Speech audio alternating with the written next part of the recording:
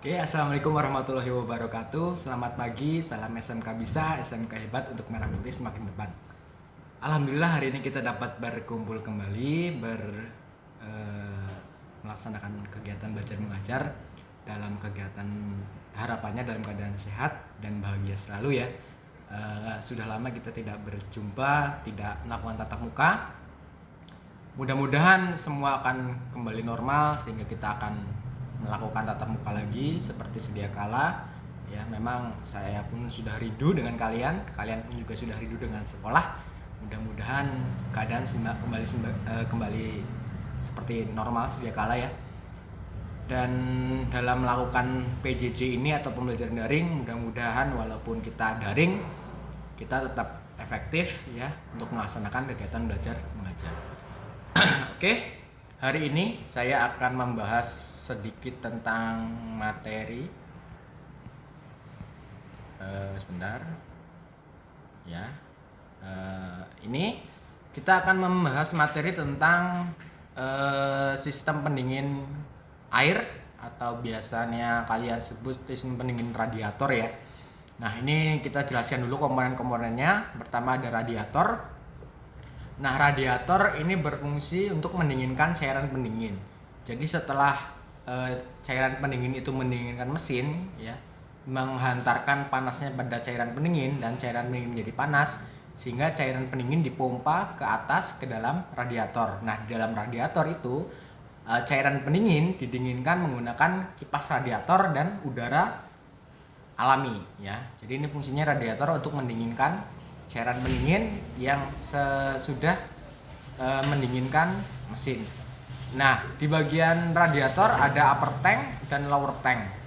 Ya, yang upper tank yang atas, lower tank dan inti core ya, inti core. Ini yang seperti susunan-susunan kawat ya. Ini namanya inti core dan berfungsi untuk mensirkulasikan udara. Udara untuk mendinginkan cairan pendingin yang ada di dalam pipa-pipa kecil ini. Ya, ini adalah pipa kecil sebenarnya, pipa yang kecil yang disusun untuk mensirkulasikan air pendingin sehingga air pendingin maksimal didinginkan oleh kipas pendingin. Nah, mungkin permasalahan yang ada di sistem di radiator ini yang pertama sering ya kita menemukan radiator ini penyok-penyok, terus bahkan ada yang patah, ada yang bocor. Nah, ini bahkan juga ada kotoran. Ini tidak boleh sampai ada kotoran, tidak boleh sampai penyok-penyok.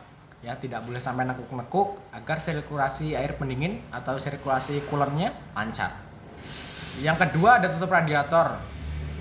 Nah, ini tutup radiator untuk menaikkan tekanan air dalam sistem pendingin. Penggunaan tutup radiator yang bertekanan diutamakan sebab efek pendinginan radiator bertambah dan membuat perbedaan suhu antara udara luar dan cairan pendingin. Nah, makanya kenapa radiator tidak boleh ditutup menggunakan tutup biasa atau mungkin bahkan sama pakai plastik, Pak, gitu. Tidak boleh ya.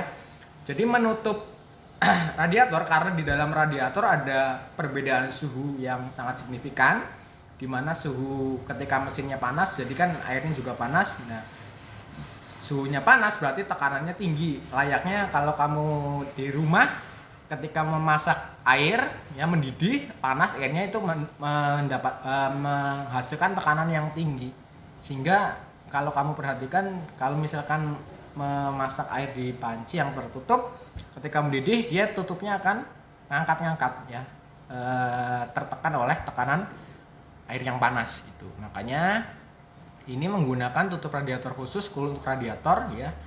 Jangan sampai kayak layaknya kamu masak air, tutupnya akan ke atas bahaya. Makanya diberikan atau menggunakan tutup radiator khusus agar tidak terjadi kebocoran tekanan. Selanjutnya ada reservoir tank atau tangki cadangan ya. Kamu perhatikan di samping itu. Reservoir tank ini ya biasanya ada di bawah mesin atau di samping mesin, dalam mesin ya, berfungsi sebagai tangki cadangan. Di sini ada lower tank, upper tank ya. Jadi ketika mengisi atau menambah air radiator, jangan sampai di atas garis upper, jangan sampai di bawah. Terus jangan sampai membiarkan reservoir tank ini atau air coolernya di bawah lower tank. Nah, itu reservoir tank ya, atau tangki cadangan. Kemudian ada pompa air ya, berfungsi mengirim cairan pendingin melalui sistem pendingin dengan tekanan agar cairan pendingin dapat bersirkulasi. Jadi air coolant yang sudah panas tadi dalam mesin ya dipompa menuju radiator untuk didinginkan, itu fungsinya. Nah, radiator yang sudah dingin kemudian akan turun ke bawah ke dalam water jacket untuk mendinginkan mesin, jadi bergantian sirkulasi begitu terus ya. Yang panas naik ke atas untuk dinginkan radiator, yang di radiator yang sudah dingin diturunkan lagi ke bawah untuk mendinginkan mesin. Kemudian ada termostat, ini fungsinya seperti katup ya. Jadi ketika dia kena suhu panas dari coolant, dia katupnya akan membuka ya, mengalirkan tadi air coolant yang dari radiator ya. Air coolant yang sudah dingin tadi yang dari radiator kemudian disirkulasikan ke water jacket. Jadi termostat ini kalau misalkan kena suhu panas, suhu coolant panas, dia akan membuka layaknya katup ya untuk mengirim cairan yang sudah dingin ke dalam mesin. Selanjutnya ada kipas pendingin tadi yang berfungsi untuk memberikan udara ya. Jadi mendinginkan air radiator, air coolant yang ada di radiator.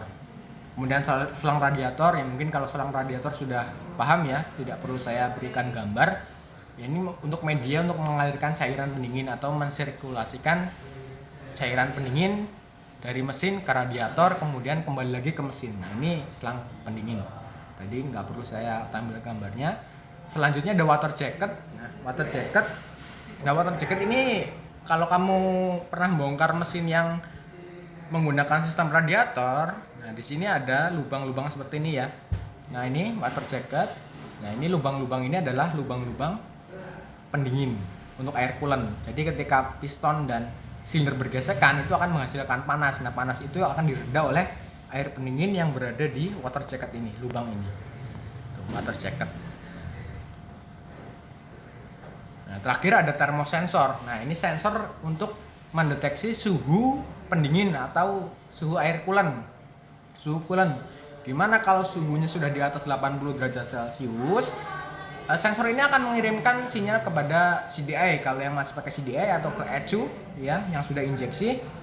Nah, mengirimkan sinyal bahwasanya suhunya panas di atas 80 derajat Celcius, sehingga dia mengirimkan sinyal ke CDI atau ke ECU, kemudian CDI atau ECU akan memerintahkan kipas pendingin untuk berputar. Jadi kipas pendingin itu berputar ketika suhu mesin sudah panas, sudah di atas kurang lebih 80 derajat Celcius. Mungkin itu dulu dari saya. Terima kasih. Wassalamualaikum warahmatullahi wabarakatuh.